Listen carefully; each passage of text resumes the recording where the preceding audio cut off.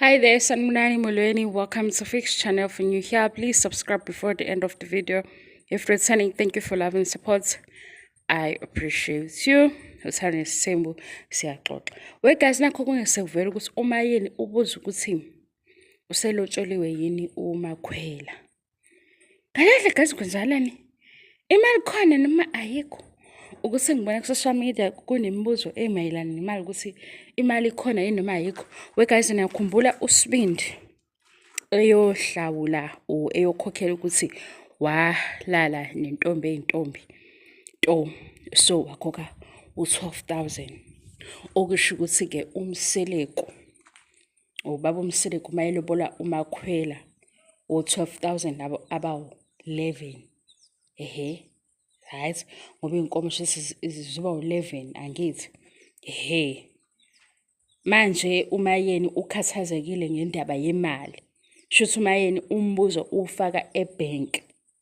Sekuthiwa-ke umamkhulu ungenaphi? We guys, ngiyabona ukuthi yini eyenza ukuthi yindaba abantu bebe nalokushisa banye bedelele umamkhulu kule ndaba.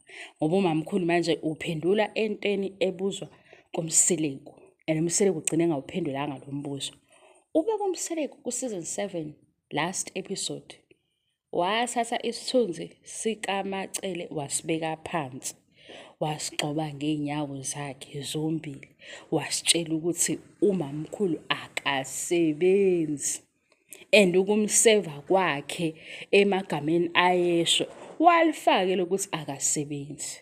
Bengayenza ki-TV show bezame phela ngisoMseleko kusekhuluma ku-season 8.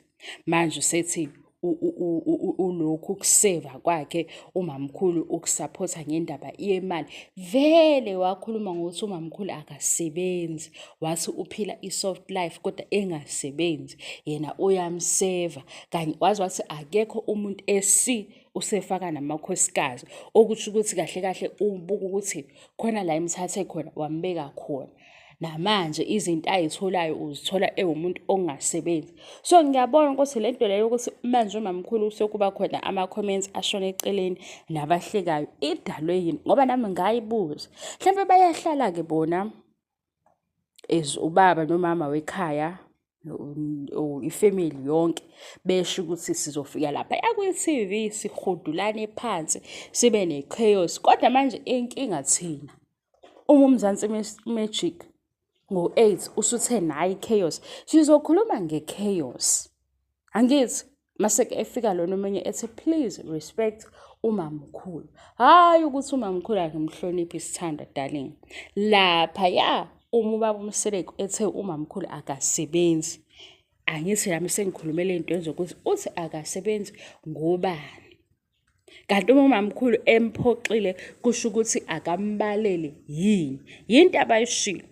Mase befika-ke ne-manipulation yabo yokuthi usezothi manje umamkhulu ngimenzela izinto, why ezohlala kwigama elilodwa, ulishilo lelo gama.